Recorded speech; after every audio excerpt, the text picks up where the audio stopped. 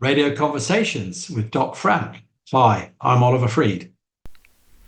Hello and welcome back to the show. My guest today is Oliver Freed from Sydney, who talks to me about his massive experience in the rail sector, including assignments in London, in Hong Kong, in Taiwan, and in Sydney.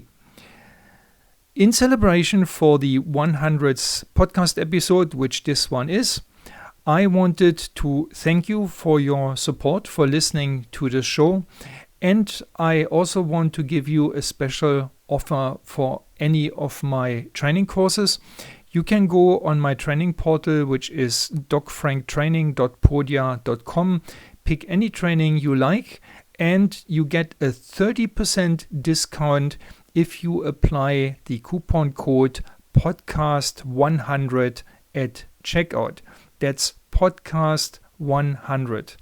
This offer is valid until the end of this calendar year 2024, so you've got almost a full month to make up your mind, pick a training that's right for you, which you can start anytime, and you can take it as often as you like. You can keep it as long as you like. So it's a very solid offer for the Christmas period to improve your knowledge on modern signaling. Don't forget the coupon code podcast100. But now, please enjoy my conversation with Oliver Freed. Oliver, welcome to the show, episode number 100, a special guest for a special episode. How are you? I'm great, Frank, and thanks for making it special. Congratulations to you. 100 podcasts, a real labor of love and a real service to our industry. So congratulations. And again, thank you for choosing me to be your centurion. Yeah. You are probably, of all the guests that I've had so far, one of the ones with the most experience, with the longest careers. I think it's over 40 years by now, which I think only works when you started off as an apprentice in the UK. So everybody with careers that long at some point in time have worked in the UK before. Why don't you start giving us a brief overview of your career to date? Sure, Frank. Well, I got a bit of a head start in my career because I joined London Underground as a cadet and was doing my university at the same time. So that gave me a little bit of a head start in years, but also some great experience. I think I've met a number of cadets who've been with large railway organizations around the world. London Underground, British Rail, to name a few, and all of them have said that it was an incredible foundation for their career.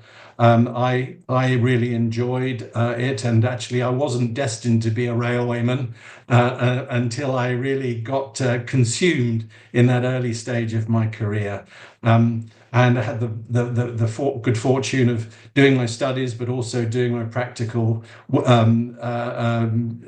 assignments all over a very varied profile in everything from operations, control rooms, maintenance, commissioning of trains, working in engineering areas, in the drawing office as well, and really learning things from the bottom up.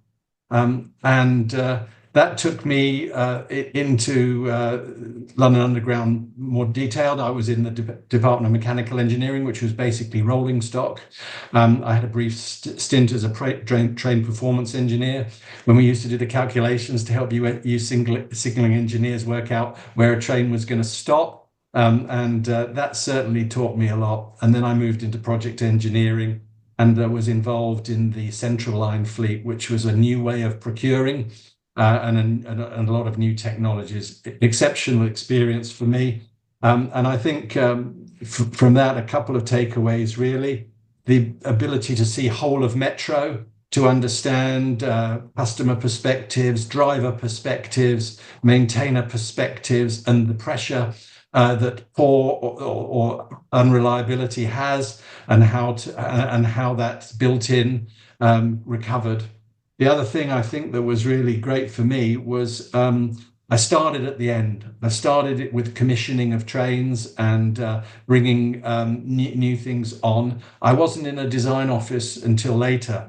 So actually contending with the product when it arrived was a great challenge, and lots of head scratching, lots of looking over schematics. And so one of my big takeaways is start at the end, and I mean not the beginning, and you'll learn a lot, and you'll take that into things that are further upstream in the future. Another interesting thing that happened when I was there, which was the King's Cross fire in November 1987. And that was a pivotal moment. There was underfunding. There was not a recognition that you had to maintain the railway before that. And this changed it. As you know, it was quite a significant, I think 32 people perished. And there was a lot of questions asked about safety, management of safety, and also fire-safe materials became a very important thing. And interestingly, we all, I think, now are comfortable with the idea that the safety director reports directly to the chief executive without any intermediary. That comes from the findings of the Hidden Report from that. So, and also many of the safety management processes and hazard analysis that we now do now spawned out of a way of taking control and analysing risks in that way. So I was there at a difficult time, but I think it was also a regeneration of the underground. So that was that fantastic foundation. And after more than a decade, I moved to Hong Kong to join MTR. Very well-respected railway operator, and I was involved in some project delivery, rolling stock items, including the upgrade of technologies that was coming at that time, from old electromechanical systems to power electronics, etc. And so my first job was to change out many traction equipment. It was 224, I think, and we took 17% out of the railway's energy budget as a result of the efficiencies from that kit. And again, I got exposed to not delivering sufficient reliability and being pushed on that, because reliability and on-time running was a critical measure within MTR. That took me through, and I also did a midlife refurbishment of the fleet, which is now being celebrated now that MTR is 45 years old. And that was a half-life overhaul of some trains that are now being changed out for new and even more fantastic interiors than the ones that we were able to put in. MTR was a very organized organization, if ever there was one, and well-resourced, well-funded, but with a very keen eye on patronage, on fare box revenue, and on the delivery of excellence in service. I learned a lot about organizational structure and some of the values drivers into it. The core values when I was there were customer service, respect for the individual, and on time within budget. The on time within budget one is the one that we all know in projects, and I thought it sounded good at the time, but when I was a construction manager, I was certainly reminded on time and within budget was important. Got to get the project delivered. I worked on the Chung Kwan O extension. Got to get the project delivered. Got to get it done so it works. Got to get it done on time. The cost of prolongation, the cost of capital, the cost of keeping contractors on board, all caused projects to blow out. And Hong Kong's mantra was that did not happen. Equally, the asset wasn't delivering the outcome that it was being arranged for. It wasn't going to carry passengers until such time as the project did get completed, and the cost of capital, the cost of loss of revenue, all very, very significant and tightly balanced. So I think that they still have those values to some. I think they maybe just simplified to service, respect, and value, all of which are good. And I really remember those things as being key drivers, the glue that held the organization together. And whilst I was there, the move away from looking west to Europe and looking east to Japan, Korea, China as well was exciting. And I was involved in some of that procurement in those early stages. I stayed with MTR for more than a decade. I've always felt that I wanted to be part of an organization that I joined. And it's become part of me. London Underground and MTR very much are part of the makeup of who I am and how I see metros, and the kind of perspectives that I bring are based on that, which is whole of metro. I pride myself on being able to think about metro, not just from a technical perspective or a rolling stock perspective, but more broadly. So after Tseung Kwan O extension, projects dried up a little in Hong Kong. I did some wrap-up work, which was exciting, and did some warranties and closing final accounts. But then I had to move on, and I moved on to Taiwan High Speed Rail. The project had been going for some considerable time, and I was there for the rail systems, the rolling stock, and operational readiness, in the capacity as the independent verifier. And that was good. I didn't do it on my own. There was a large team and lots of SMEs, but a very, very exciting experience. And I thought, oh, gosh, I don't know much about this. I'm not going to be able to assimilate a high-speed railway. But you know what? Particularly with a segregated corridor, it's not dissimilar from a metro. It just goes at 300 kilometers an hour, and so that was interesting. The financing structure, the project delivery structure was quite complicated. I won't go into the details, but it made me have to really work out who's who in the zoo and what's going on, and why people are doing the jobs that they're doing. And one of the great learnings for me there was that I was involved in reviewing the operational startup, the organizational capability, the training, how to get not just the physical assets ready, but also the organization. And I met some very, very interesting railway people. I'm sure you've met them as well.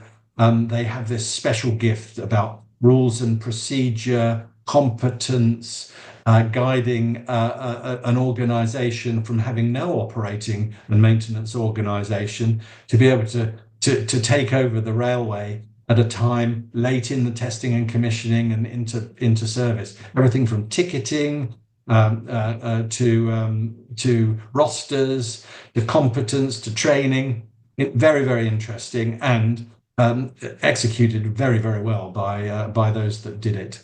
So that was a great and very, very broad experience for me, and I enjoyed Taiwan very much. I took my young family with me, who did well. My son certainly has a legacy of being able to speak Chinese and a few other things, so I treasure that time. After that, I came through to Sydney, ever eastwards, and I worked with Downer on the Waratah project. And I'm very proud to say that I started just before contract award, and I finished when the trains were being put through final completion. Not without its challenges, amazing learning for me, complicated and very exacting specifications, and a really complicated train that was delivered out of China, with final works being done in Australia under a PPP, so a cascaded kind of level of responsibilities and some very harsh commercial issues for delays. Anyway, survived and prevailed in that, along with a marvelous team. Those trains are still running now, and people are celebrating milestones and incredible reliability. Some of that reliability came from good choices with the procurement and not holding back, because the organization was responsible for the design, delivery, commissioning, test, entry into service, and then a full life of operational running. So choose wisely in the procurement and delivery phase and reap the benefits in the operating phase when the reliability just stands up. So that was great.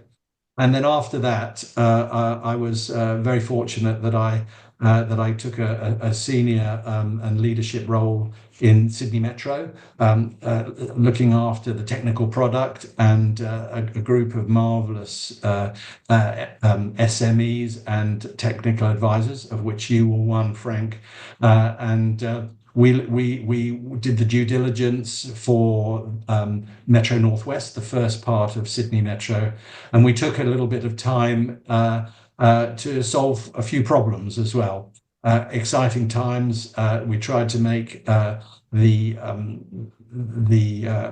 nature of our compliance with the contractors who were responsible with that, rather than picking over every particular issue. A much more hands-off due diligence approach than some of the other client review models that we've had.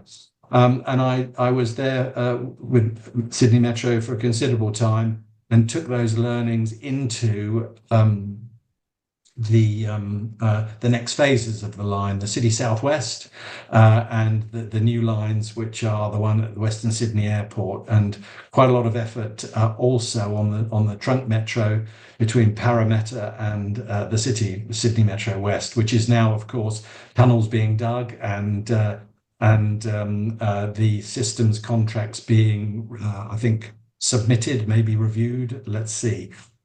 So that's a quick nutshell for me. Learnings from everywhere, understanding organizational dynamics, understanding the imperatives of project delivery, caring about the operating phase, and being sure that as a project delivery team, you leave a legacy of excellent outcomes and excellent performance and a safe, reliable railway. It's a very, very impressive career, especially this step from metro into high speed, which I don't think very many people do. And you did say something about your apprehension, whether you would familiarize yourself with high speed in the same way as metro. But at the end of the day, it's a railway, and if you are aware of any differences, then and you will probably find more similarities than fundamental differences. Just out of curiosity, coming from the UK and having worked in London for so long, Hong Kong is not necessarily the first city on the list for somebody's next job. How did it come that you moved from London to Hong Kong? Yeah, well, surprisingly, when I moved to Hong Kong, I found that I was following a number of other people who had worked at London Underground and had gone to MTR. And similarly, there were people that worked at MTR who had come back to London Underground. Some of them were very, very experienced project directors, perhaps more senior than I was at the time, and also the ex-chairman of MTR, Wilfred Newton, went back and became the head of London Underground. So there is a little bit of I think interplay between the two. I wouldn't say that there are people shuttling to and fro all the time, but they are friends, and they're both also founding members of the Comet benchmarking group together, which keeps them connected. interestingly, Frank, I have to say, when I opened the traffic circular, which was then still printed on newsprint, when I got to Hong Kong, it had the same sections in it as it did in London. And I think that the thing that was really interesting for me was that the London Underground has got so much legacy, so much history from the many different private lines that happened in a different era, different technologies. And Hong Kong had made some great decisions. The size of the load gauge, the 1500-volt overhead for the short interstations. It built big for the future. And of course, maybe in London, they built big for what they thought the future was, but that's been eaten up by decades and decades and decades. And when I was a kid in London, they were digging the Victoria Line, and they were digging it by hand, right? So that was and now, of course, that line is one of the arteries, and it's been upgraded with some incredible new technologies and CBTC signaling. But in Hong Kong, I think the really important difference was the incredible density of the place, the railway property model, which was a funding thing, which you can read about anywhere you want, but it certainly worked. But many of the ways of thinking, the organizational things, I wouldn't say they were the same, but I felt comfortable that I was amongst railway professionals. There was actually, for me, quite an uplift in my self-esteem going to Hong Kong after some fairly troubling times. London Underground was a bit of a pariah in London. The Evening Standard was always hammering it. Everybody was trying their best. And it was an old creaking system until that refunding after King's Cross. But Hong Kong was extremely well funded, and it used the fare box revenue to fund capital projects. The upkeep of the railway. New projects were done through funding, through external funding, and I remember the financial roadshows. People wanted a piece of the financing because they knew that they'd get their money back because the fare box revenue was so strong. It was only a 3-line metro when I got there. It's significantly bigger than that now. Hong Kong's grown. It was 5 million when I started. I think there are nearly 8 million people there now. It is a backbone of the as is London Underground in London. But they come from different eras, different technologies,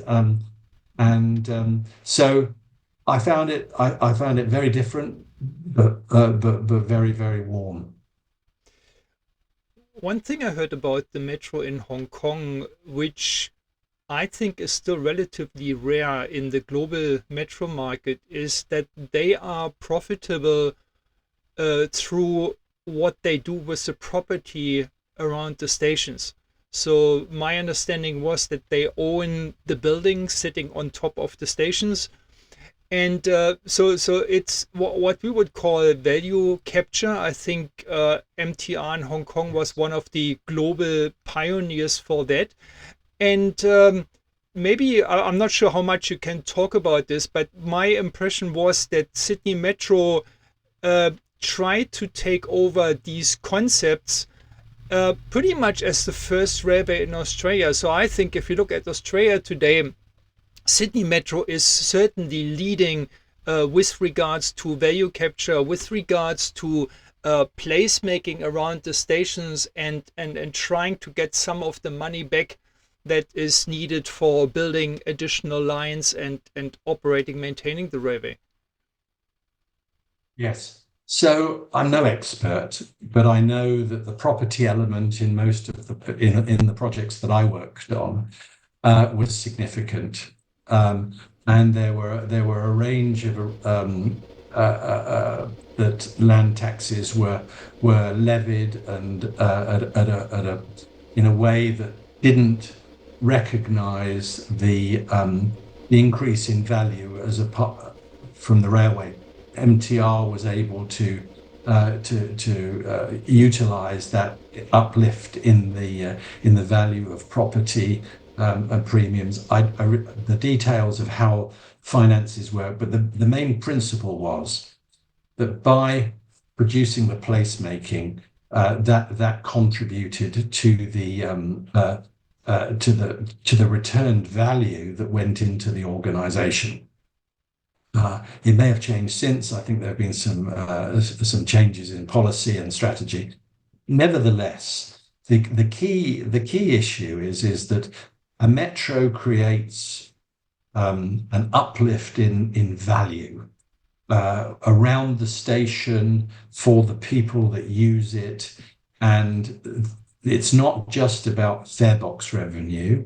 Crossrail, you can see, actually people were asked to pay a premium if they were going to be positively impacted by having Crossrail in London coming near them, and there was an additional city charge for them for a while. Maybe it's still going, but the uplift in their value of their property, the performance of their business, the efficiencies and benefits that they got was countered by some kind of contribution that was made. I think that the important thing is that there is value, and does the value somehow get back to the state or to the government? Might just be in terms of stamp duties. It might be in terms of buy-to-rent properties in the city, because just over Garrigal Station, that's just opened in Sydney, which are buy-to-rent affordable type housing contributions, and that is on top of the plot where the station is, so over station development. So I think there are many ways to skin the cat, and it depends on the politics and the funding arrangements that there are. And one of the things that Hong Kong did do, MTR has done, is always looked for non-fare box revenue, whether that be from property management, leasing, owning of highly successful shopping malls, where they can deliver incredible footfall and therefore command good leasing fees, because people are travelling to and from the station. So there are different ways to do it. I don't profess to be an expert. What I would say is that these things, I think, are symbiotic. They fit together in the scheme of making a railway self-funding, sustainable, and deliver quality service as well. You know, your service is part of the experience. People they don't travel on a metro because they love metros. They travel on it because they want to get somewhere or do something. And if you can make that better and enrich people's lives, then that's the goal. And they want to do that with certainty. So for me, that's very important that the reliability is always there. I love the turn up and go concept, which you and I have talked about before. The idea that you don't have to contemplate, will I rush for my train or not rush for my train? You know that there's going to be one every 3, 5 or 7 minutes, and you know that the first train is going to run, and you know that the last train is going to run, because those things bookend the day's service. And for me, that's something that you could see in Hong Kong. People relied on it.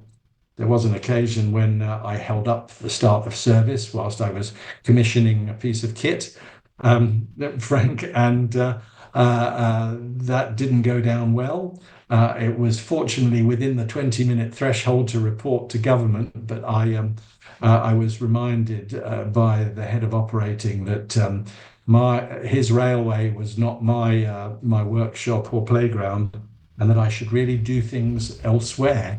rather than on his lines. And of course, that has spawned this focus on integrated testing that's not on the railway. When we're building things, as you know, we have test tracks and we put signaling together with trains in a out of the critical path of the project, and knock out some of those problems and knock out some of those risks early. So I wouldn't say I was the first, but I certainly think about that every time there's a piece of commissioning to be done. Do we really need to do it on the running line? Maybe on a test track first. There's so many topics I would like to dive in, and I'm probably jumping a bit back and forth, but I hope that's okay. With Call me back regards for number 200. with regards to project delivery, you mentioned that in your work as a construction manager, how much you internalize almost the mantra of being on time and within budget. Now, I think one of the success drivers for Sydney Metro has been the delivery of the first line of Metro Northwest, or I should say the first part of the first line, because the recent city extension is an extension of Metro Northwest, and the next extension down to Bankstown will be just another extension. It's still one line, which will become a longer line and then a very long line for Metro.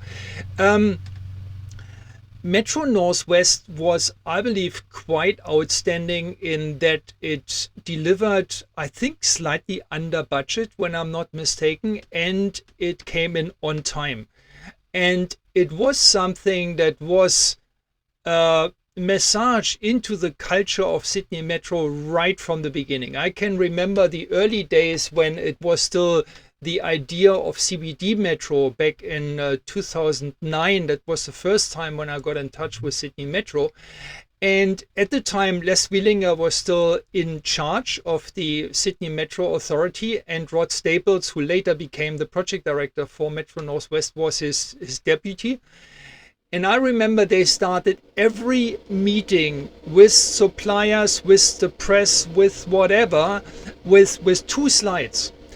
On slide number 1 was the achieved milestones of the last 2, 3, 6 months, which were all met. All those milestones were met.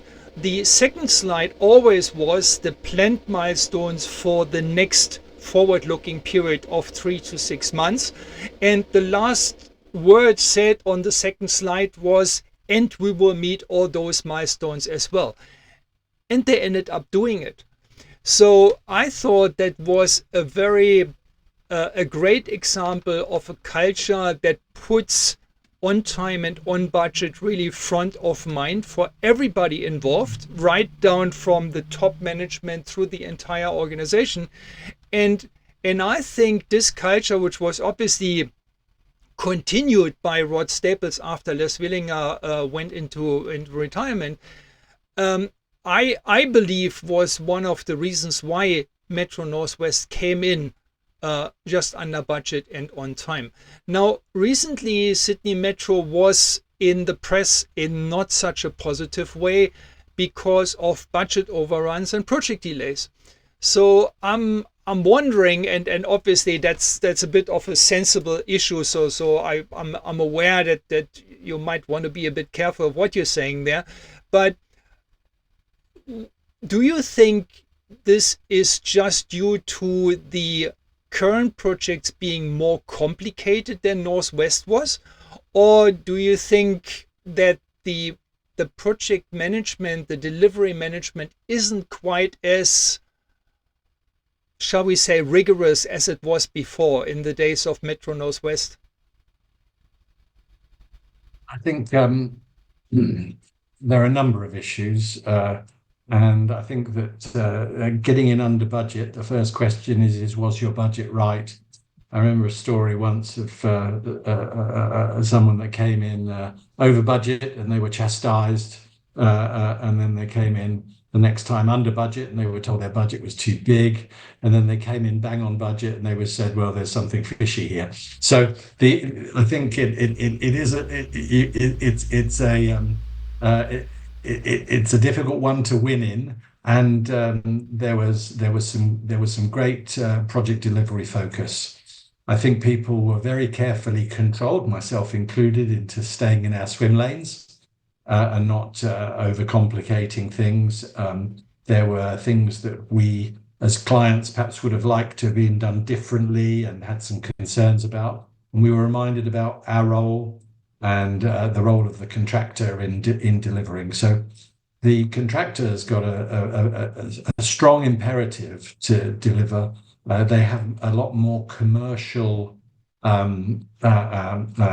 focus than a government agency, because they are there to make a profit and to get through and get out the other side alive. I think it was well planned. Sydney Metro Northwest was primarily greenfield, apart from the Epping to Chatswood rail link, which and the element that went into Chatswood. It was well resourced. There were some very clever people, some of them, of course, who had legacy knowledge as well. So if you like, the stars aligned on that one. I'm not saying it was luck. I'm just saying the stars aligned. The city in Southwest was an order of magnitude bigger in terms of the working through the city, under the harbour, some significant logistics issues to get in and out, and then of course COVID was played a part. Construction continued through COVID, but you can imagine the additional effort that had to go in to make a project with so many resources and so many complicated interacting parts function. So I'm not saying, and I don't think it did. I mean, okay, it had to go back for additional funding. I think we've seen that in London. You've talked about it, Frank, and there are growing pains in these things. I'm not critical about that, because I've seen a number of projects that have had to do that, and indeed more recently in Hong Kong there have been delays and other things. Some of it, I think constructors may argue, is far too many dimensions in the project management palette now. They used to just be time, cost, quality, and you back off the quality to get the time up. I think there are now 12 different project management considerations, not least of which is to do with environmental and other things. All of those are, the more sophisticated world that we live in than the one from 20, 30 years ago. Yeah. I think it's still important to keep the eyes on the main things. Yeah, that's not to say that things like environmental aspects are not important, but compared to time and budget, it's probably more like a secondary objective, I would think, and probably people will criticize me for saying that. Anyways,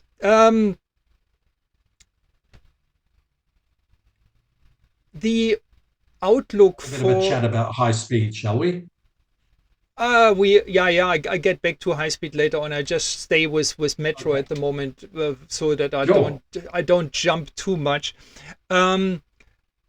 The outlook for the Sydney Metro network. So at the moment, Sydney Metro is just one line, which becomes longer with the extensions. So first it went to Chatswood, that was Metro Northwest. Then it went to Sydenham, that's Metro City. And then it eventually will go to Bankstown, which will make it quite a long metro line of 66 kilometers. There are two more lines planned. You mentioned them both. Sydney Metro Western Sydney Airport is being built as we speak. So the contracts they have been awarded for Metro West, they are in the procurement process.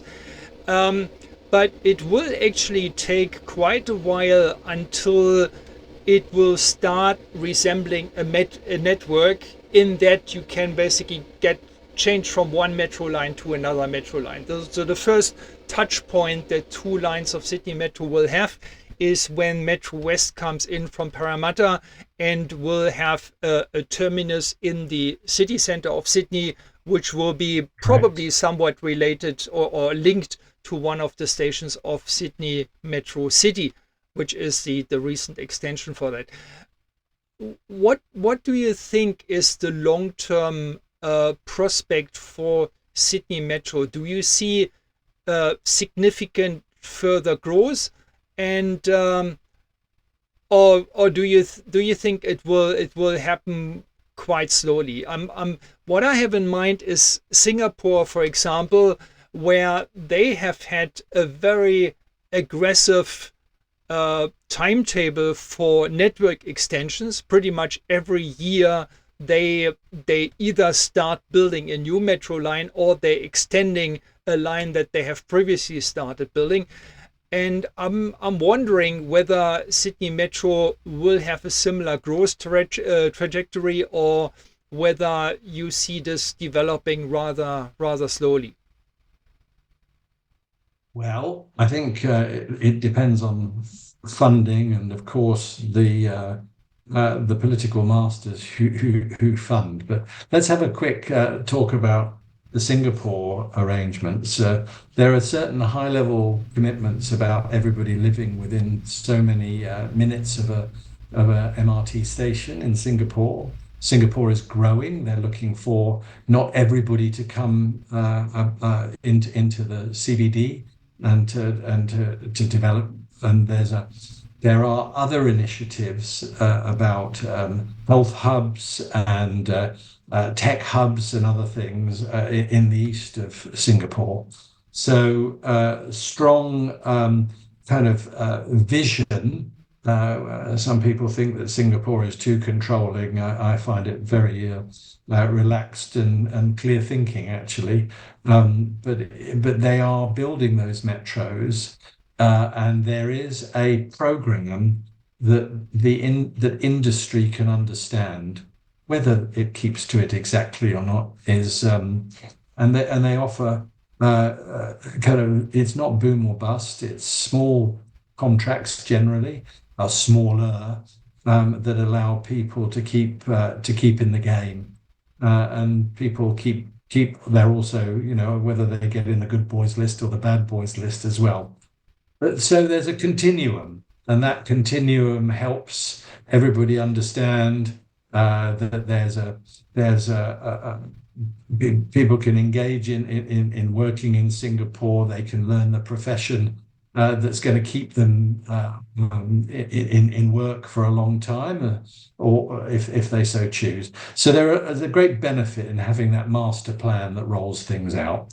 It's a master plan in Hong Kong as well, with protected corridors and a timeline for a series of metro projects or line extensions that goes off to the middle of the century, I think. So that's healthy for the industry to decide what they're trying to do and what they're trying to commit to.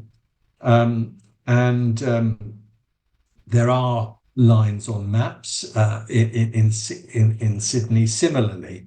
The idea to extend the Western Sydney Airport line north to join up with the top end of Sydney Metro Northwest, very positive. And then an extension of Sydney Metro West east from the city, going out to service some of the suburbs in the southwest. So coming out to the east and going down. So there's an opportunity there. And then, of course, there's another one, which is to extend the Sydney Metro West beyond its current end, which is just beyond Parramatta, with a dotted line that goes to the new Nancy Bird airport out west, and then that makes a configuration of a network. At the moment, many of the network opportunities there are relate to changing between a Sydney Trains line, an existing heavy rail line, onto a metro. So people can come down the North Shore line to Chatswood, and then they can hop on a metro train that will whiz them into the city rather than to a location that they prefer. So there are network aspects, despite the fact that it's not all metro. But I see those lines on a map, and I feel that if those things are going to support the three cities vision that there is, which is the harbour city, which we all know, the river city, which is Parramatta, and the Western Garden city, which is the one that's growing around the new airport. All of those things should be catalysts for extending the line and making it more integrated and getting interchanges. So I'm not sure what the next thing. I think that the Sydney Metro has got their hands very, very full at the moment, finishing off the Southwest Corridor to Bankstown, Metro West procurement after the tunnels have been done, and the Western Sydney Airport line, which I think the objective there is to open at the same time as the new airport, and that's a good thing. Yeah.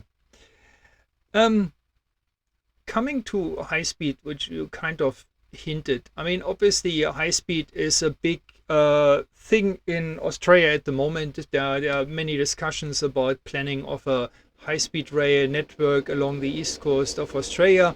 There is relatively newly founded high-speed rail authority here in Australia, where the government has basically concentrated all the work, all the investigations on high-speed rail, and also on what was previously called faster rail, or I would call it regional fast rail, into one organization.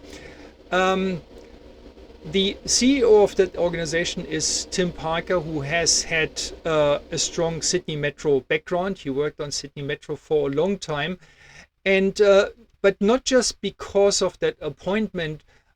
I had the suspicion that it might be helpful for the planning of high-speed rail in Australia to take a page or two from the books of Sydney Metro, especially when it comes to things like delivering mega projects in on time and on schedule, on budget, but also with regards to value capture, placemaking, things like this. So how do you see, how valuable could the work of Sydney Metro be for other projects in Australia, specifically high-speed rail? Yeah, I think very much so, Frank. It's a can-do mindset, and of course Tim Parker, who you mentioned, is an engine for that kind of thing, and he knows that that driving against program brings credibility, momentum, and confidence. If the paymasters need to be confident that the decisions that are happening, and I think that prolongation of these early stages also fuels unnecessary complexity, which I think clear goals and a clear program means that people can lock in and work to that. So I mean, the Sydney Metro successes in delivering against program and delivering customer outcomes, etc., is not just a single construct that occurred within Sydney Metro. I mean, it's benchmarked from other places around the world, including Hong Kong and many others. the Crossrail experiences are fed in, good and bad. I have to say that it's always difficult to do a lessons learned and identify what it was that caused things to happen. I've said that there was COVID.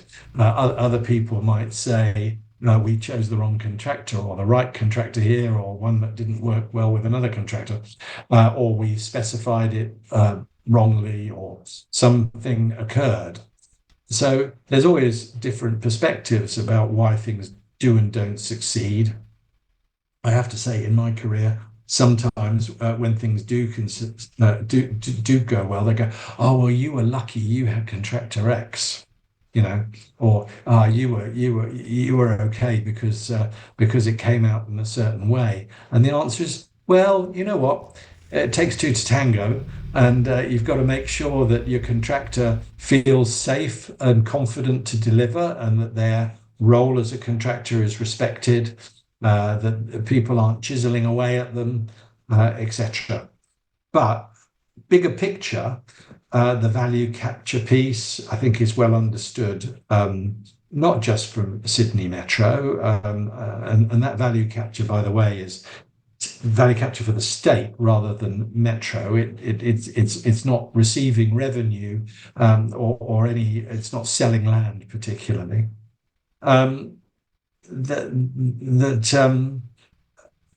My experience in Taiwan was very interesting because there was a property wing. I didn't have very much to do with it because I was involved in core systems, in trains and signalling and things. But you can see it when you go on site. You can see the areas that are going to be developed, but yet have not been at the time of construction of high-speed rail.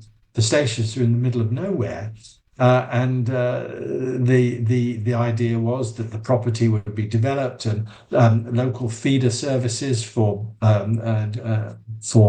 metros and bus services, etc., would then come in and amplify the effect once the railway was in place. And there's been a lot of that. I've been back to Taiwan and I've seen a little, places that were just empty lots that we had to take a taxi to get to. They're bustling cities and connected. And going back to the birth of high-speed rail with the Tokaido Shinkansen, there's a very interesting book. I can't remember who it's about, but it was about that, written in the 60s, and the stations were built outside of the cities. Shin Osaka was not in Osaka. Nobody drilled under the city. It was built well north of the city at that time. Some good rail links were considered into the mix, and the city's just grown out and grown north to connect with. And this is it. Having said that, they still bring them into Tokyo Station, a marvelous re-engineered piece of infrastructure. I think there are 7, if not 9 levels in that station for different services. And you follow the right coloured line, or you may never get out. But so I think that the real decision is about how it's going to operate, how it's going to serve. In Taiwan, it was a dedicated corridor, so it was fast trains on segregated fast line. I think in Sydney, in the Eastern Seaboard, and getting down to Melbourne, ultimately, it's got to serve a different hinterland of people, because it's a long way for some people to get to a station, and they might just say, I think I'll take a regional plane from my local airport and that'll get me to where I want to get to. But if there's a train leaving their station and it's going to run on standard lines at standard speeds, and then it's going to tap into the main artery of high speed, and then that's where it's going to get the time savings and the speed and everything, then this may be a solution that serves a better customer outcome. I don't know, because I think that the business case is going to identify those things. And what we do here is that the corridor between Newcastle and Sydney, which is currently very slow on conventional lines, over 2 hours, if not 2.5. You can drive it quicker, and that's not an easy drive. So I think that there's a real pull for that, and there's Gosforth halfway between. There's an opportunity to prove and demonstrate that high speed can not only deliver people end to end quicker, Frank, but also that those consequential benefits will start to arise. People being able to live further away, the affordable housing, and people feeling that they're not trapped in a part of New South Wales that doesn't connect with the privileges of the big city. So let's see. The business case was cracking on, I think, in over the last few months, and see what the outcomes are. I'm positive about it, and I think so will all the people who build tunnels as well, because there's quite a lot of that going to probably happen. Yeah, they promised the results by the end of the year, which means this month that just started. That will be interesting. What I see here is quite a delicate balance between keeping it as simple as possible, but on the other side, not keeping it too simple. And I explain what I mean by that. You did mention the aspect of Sydney Metro Northwest being predominantly greenfield, except from Epping to Chatswood. And that may have been one of the success factors for being on budget, on time, and so on. I think the same applies to high-speed rail. If you consider high-speed rail as a dedicated corridor, which is built completely new, from somewhere in Sydney to somewhere in Newcastle, this will be an easier planning and an easier build and project delivery compared to, we take a little bit of an existing railway line over there, and then we integrate with a freight line which comes in from the west, and so on. So the more of those legacy interfaces you plan in, the more complicated it will get, and the higher the risk of the project going off the rails. On the other hand, I wanted to come back to something else that you said previously, which is the importance of the customer experience.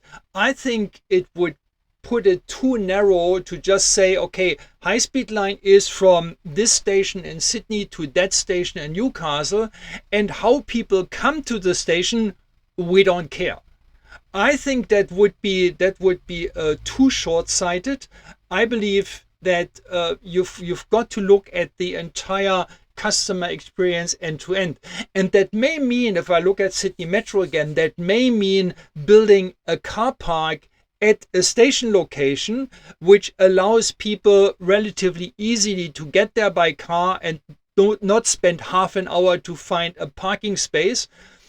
And it may mean organizing and planning feeder services, for example, buses that get people from different locations in the catchment area to the stations of the high-speed rail or to the metro, depending on what you're talking about. So I think this is where more complexity of the planning is actually required to make sure that passengers on a high-speed rail don't fall off a cliff the moment they leave the train. Would you agree with that, or am I making it too complicated? So.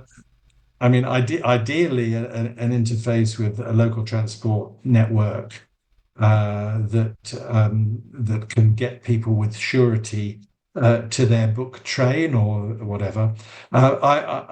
I have a mixed view about car parks. 1,000 place car park, if everybody turns up on their own, that'll fill one train. So you've got to have quite a lot. But if people have choices, if they have integrated ticketing, and if they know that they don't have to get up at 4 o'clock in the morning to catch their 7 o'clock train in case their bus or whatever it is doesn't turn up, then I think that that's there. It should be integrated ticketing, and it should be a way of saying that high-speed rail is for all of you, not just the people that just happen to be near the station and therefore get the incredible uplifts in their property value, the time saved, the cachet of being connected, and other people who are again second-class citizens because they just happen to be more than 30 kilometers away from the station. So there's work to be done there, and of course there are customers out there, and they are and they may not be the customers of today, but that maybe in the future, with the infrastructure in place, that will change the way that people live and work in New South Wales and wider. So yeah, I absolutely endorse the idea that it's not just about the train, the alignment. And I think I mentioned somewhere, it's not just about the speed. The fastest railway club, the top 10, with China hammering away at 360 in some places, that's fine. But actually what matters is, can I get from where I am to where I want to go? And will the faster train really take time off that? The train that goes over 300 kilometers an hour between Newcastle and Sydney, by the time it's got up to speed, it'll be slowing down. And there'll be an incredible transfer of energy in all of that as well. So one needs to be careful not to just be fixated by, we've got a faster train than you. Yeah, exactly. You know that the high-speed rail, the Channel Tunnel, the trains go through the Channel Tunnel at 160 kilometers an hour, right? Which is not really high speed, is it? But that's an infrastructure matter. But when they do get onto the dedicated lines, that's when they eat the miles and save the minutes. The thing is, if they had tried to go at say 50% higher speed through the Channel Tunnel, it would probably have cost about twice as much to build those tunnels. Yeah, so that's something that people need to keep in mind, that the higher speed needs to be paid with by more sophistication of the corridor, and accordingly higher building cost. Sure. So Brent, yeah, that I brings me think to I think what's important here is that we plan a high-speed rail for Australia that's really adjusted to the Australian needs. And that includes the speed, that includes the customer experience, and it shouldn't be an argument whether or not Indonesia has high-speed rail as well and what they are doing over there, because they have a completely different environment from what we have in this country here. And whatever the high-speed rail authority comes up with, one can only hope that it really is customized to the demands, to the needs here in Australia. Right. I'm going to have to comment there, because I think it's very important to understand whether it be metro or conventional rail or high-speed rail. There are a range of really cleverly developed products out there: trains, signaling systems, power supplies, what have you. They are they've got a good shakedown in their reliability, and in some environments there are multiple iterations and large fleets, large asset holdings with very, very good learnings from them. I think it's really important, and I've tried to do this in my roles as a technical lead, is to make sure that the specification that's drafted and what the client is looking for technically fits within the available product. And I don't mean let's write a specification around that particular train. I'm not saying that, but to try and have a metro train that you feel wants to have a different power supply, or has to travel at 140 kilometers an hour in a metro environment. These kind of things spawn problems. And what they also do is that they introduce risk that we don't necessarily want if we want to deliver successful projects on time and within budget. So I think it's incumbent on client organizations to say, let's not just say we're us, we're Australia, we're special, we need something different, or let's cook something up from our own. I think you've got to take what's out there. Remember, we're a very small market by any stretch of the imagination. We buy fleets that some factories in China could knock out in a couple of months. There's a perception that our 10 trains or 20 trains is somehow a big ticket. It's not.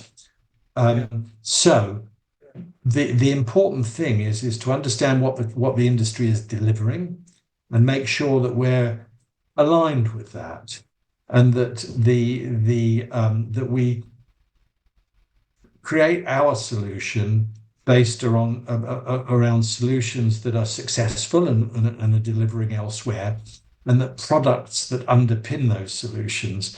And that has an incredibly successful benefit, because people can price competitively because they understand the solutions. They've got it in their catalog. They're confident about de-risking, about integration, and about performance, and they can use the return on their experience to help us to be successful.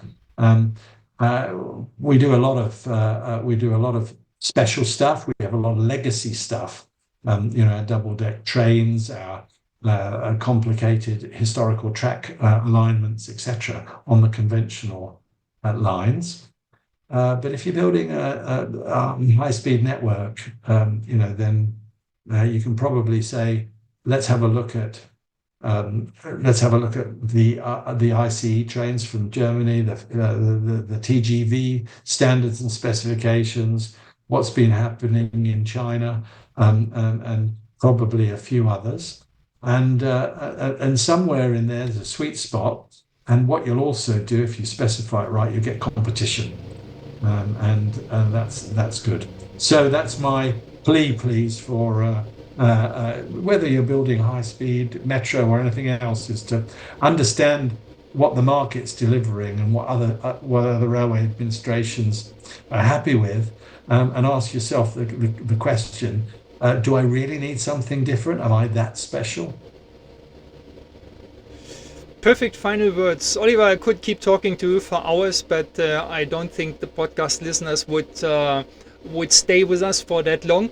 It was a very wide-ranging... They may be nodding off to sleep, Frank. Yeah, it was a very wide-ranging discussion, which I think it's a testament of your wide-ranging experience.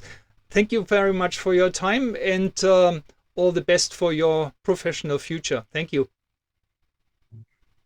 Thanks, Frank. Thanks for leading me through that. I've thoroughly enjoyed it, and I welcome being invited back at some stage to talk some more. Thank you. Thank you. Bye-bye, everyone. Bye.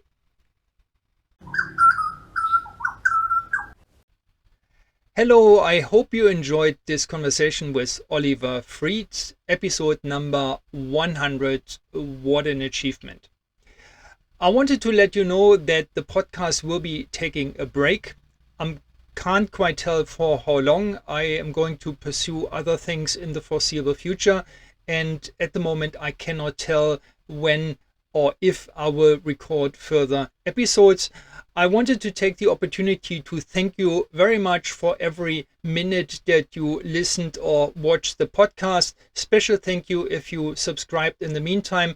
And I'm confident that there will be enough content in the 100 episodes that we did that keep you entertained for a while. I'm sure most of you will not have seen all 100. And let me tell you, they are all awesome in their own rights.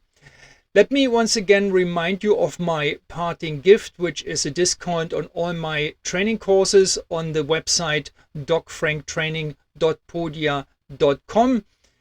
The coupon code for this discount is podcast100. Thank you very much for listening, and until I see you the next time on the show, bye bye and all the best.